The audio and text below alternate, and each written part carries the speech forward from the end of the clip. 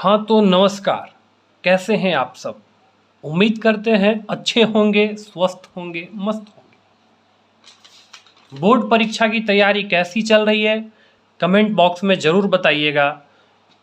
पिछले वीडियो में हम लोगों ने पढ़ा था त्रिकोणमितीय अनुपात के बारे में, और त्रिकोणमितीय अनुपात से संबंधित जितने भी फॉर्मूले हैं सबका डेरिवेशन देखा था। और मैंने कहा था कि अगले वीडियो में हम लोग त्रिकोणमितीय सारणी के बारे में पढ़ेंगे, जिसमें कुछ विशेष कोणों के त्रिकोणमितीय अनुपात जैसे 0 डिग्री, 30 डिग्री, 45 डिग्री, 60 डिग्री और 90 डिग्री के त्रिकोणमितीय अनुपात के बारे में जानेंगे।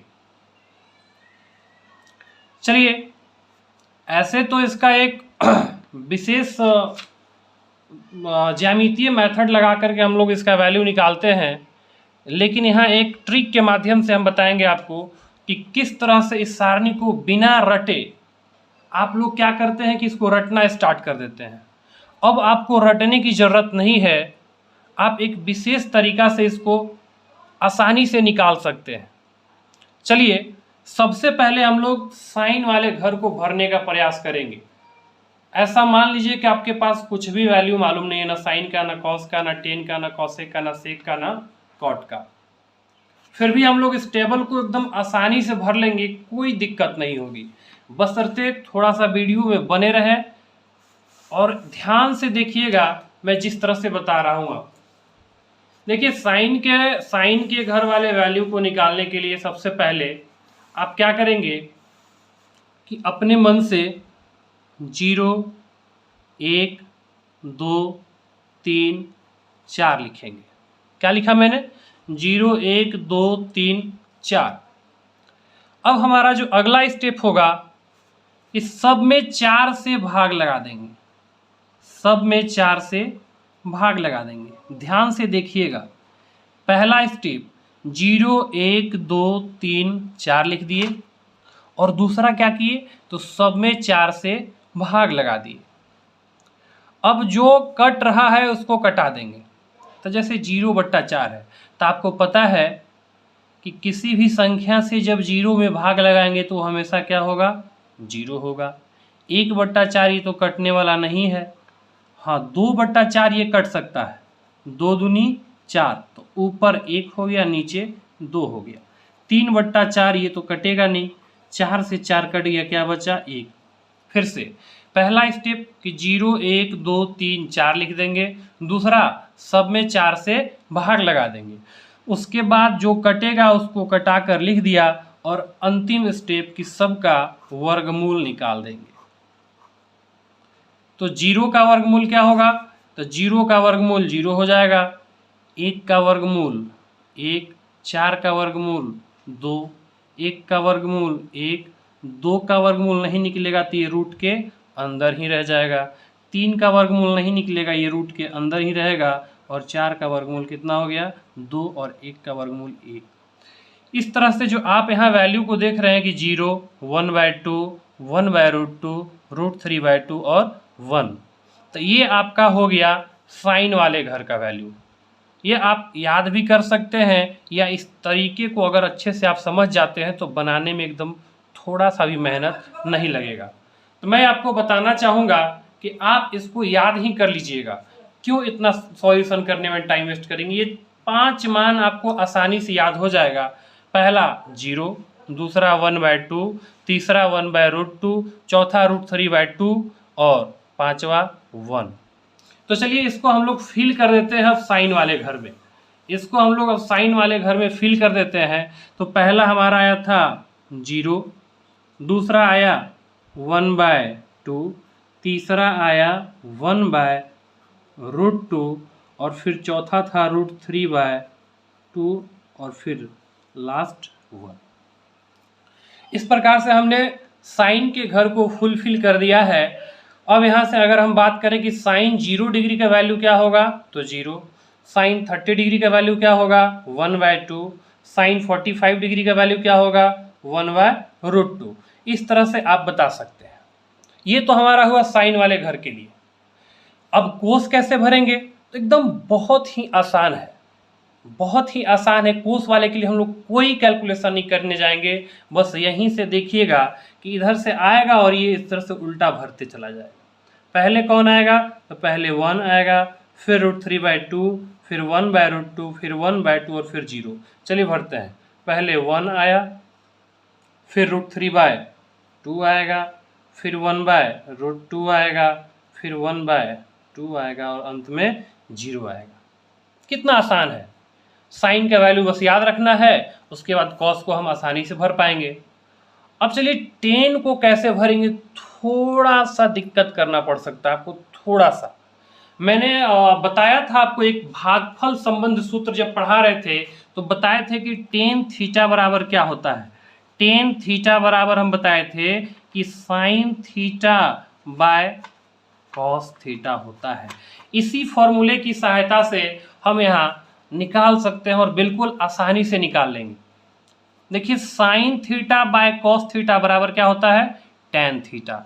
sin theta by cos theta बराबर होता है tan थीटा। इसी प्रकार से इसके वैल्यू को हम डिवाइड कर करके आसानी से निकाल पाएंगे। आप यही समझिएगा, हमें कहीं कैलकुलेशन करने की जरूरत नहीं है। जैसे कि देख रहे हैं आप 0/1, 0/1, तो थोड़ा सा कुछ कैलकुलेटिव सब चीज़ आएगा। जैसे 0/1 बड़ा ही आसान है, पहले से भी आपको पता होगा कि 0/1 का वैल्यू क्या होता है। अभी मैंने बताया कि 0 में जब किसी भी संख्या से भाग देते हैं तो वो क्या होता है, 0 होता है। इसको आप याद कर लीजिए कि 0 में किसी भी संख्या से भाग देंगे तो क्या होगा, 0 होगा। अब आइए, अब इसी का अगर हम उल्टा बात करें कि हम किसी भी संख्या में 0 से भाग दें तब क्या होगा,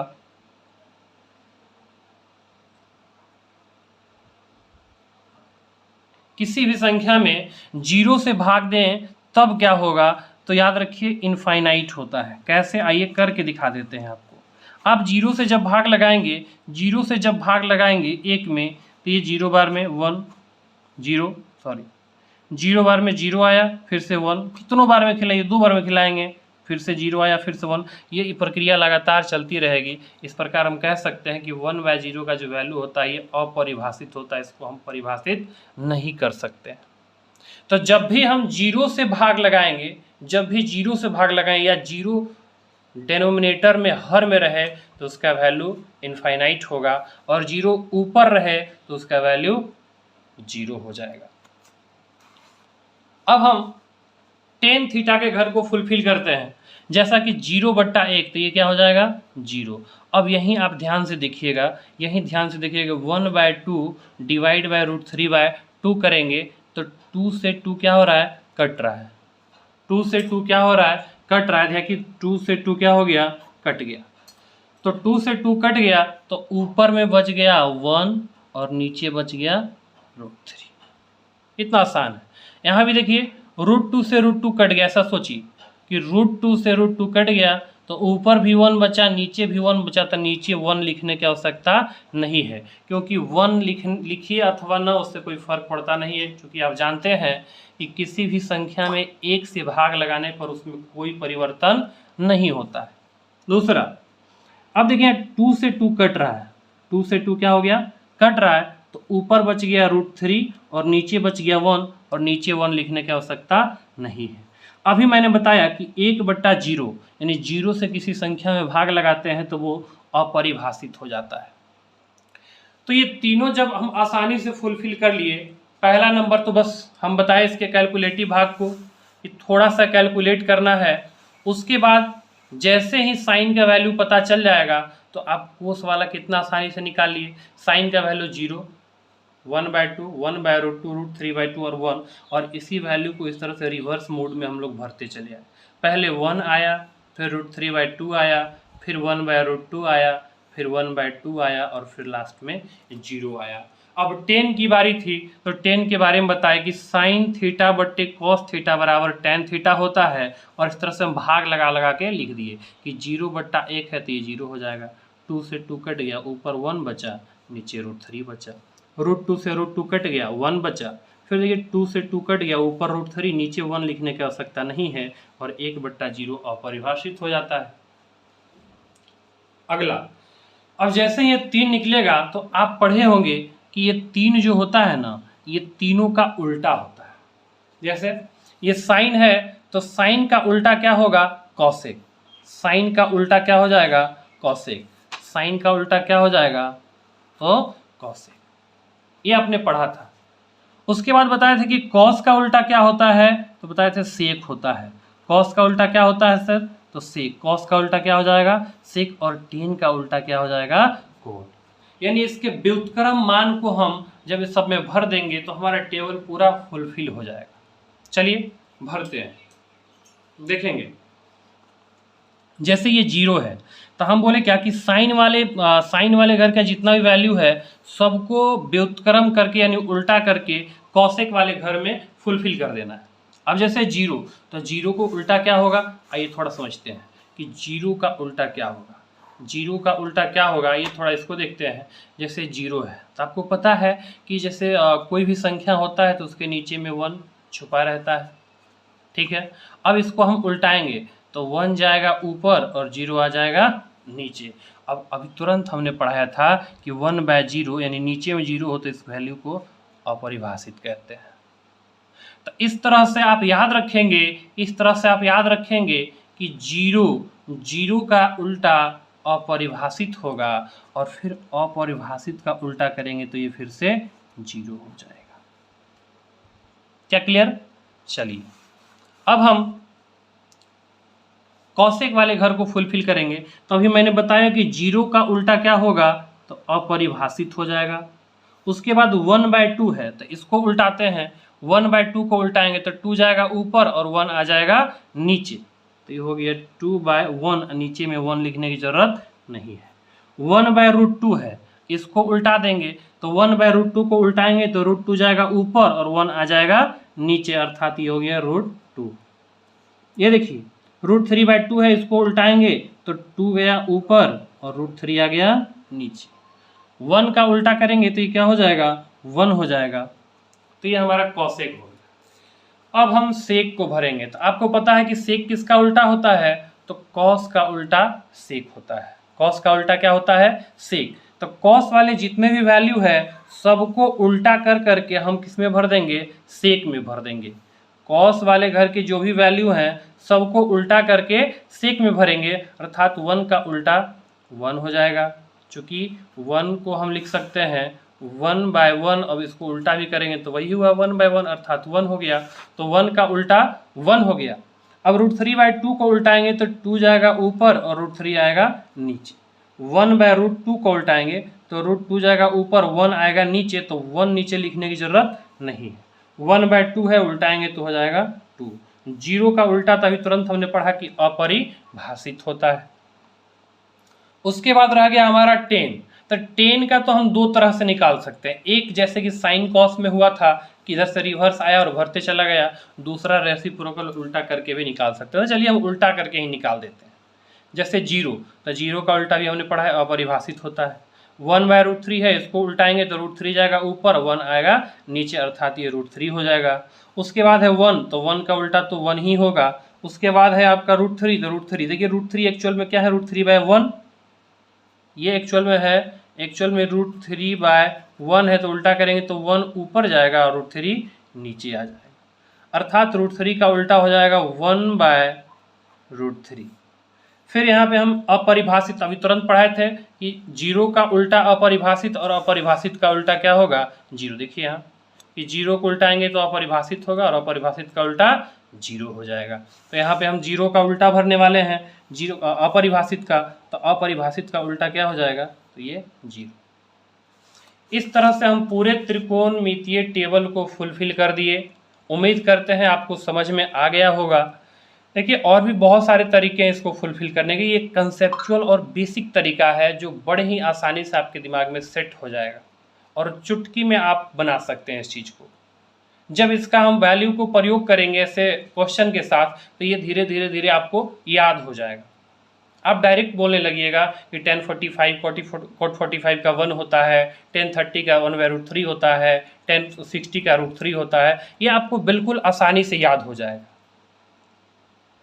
अब चलिए इससे संबंधित आपको मैं बता दूं कि इस टेबल से संबंधित कुछ ऑब्जेक्टिव टाइप के क्वेश्चन कभी कभी पूछ दिए जाते हैं, और किस तरह से पूछा जाता है आइए पहले मैं बता देता हूं।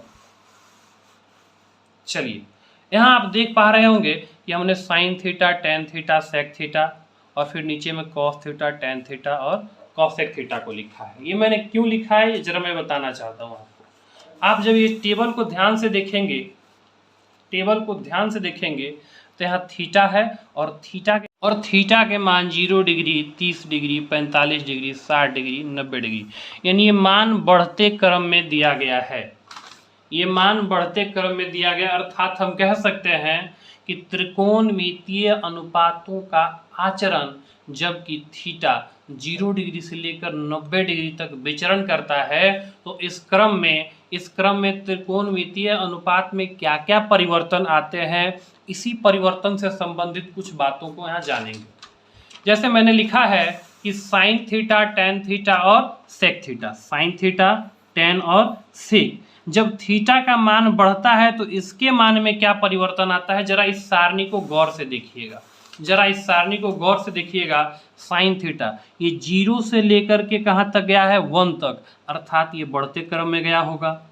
उसके बाद देखिएगा आप टेन को, टेन में भी 0 से लेकर अपरिभाषित तक गया, मतलब अनंत तक गया है 1 से होते हुए, अर्थात इसमें भी इसका मान क्या हो रहा है, बढ़ रहा है। और फिर हम सेक थीटा को लिए हैं, तो सेक थीटा में अगर आप ध्यान से देखेंगे, सेक थीटा में तो ये भी 1 से लेकर कहाँ तक, अपरिभाषित तक गया है।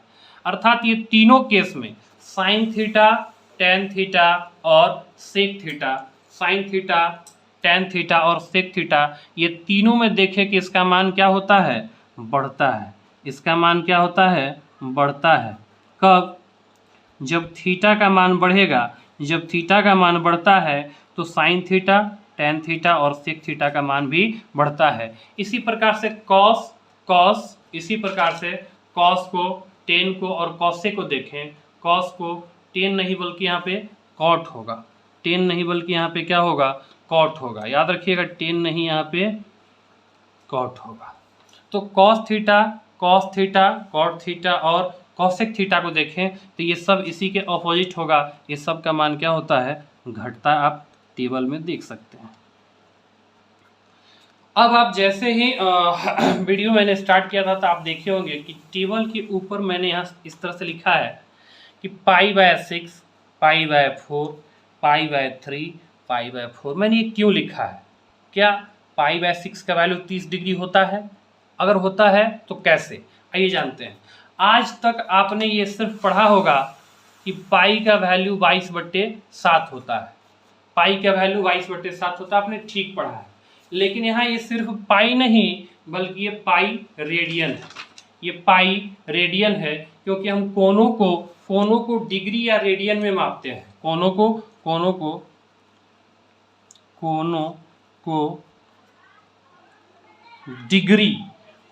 डिग्री या रेडियन में मापते हैं, डिग्री या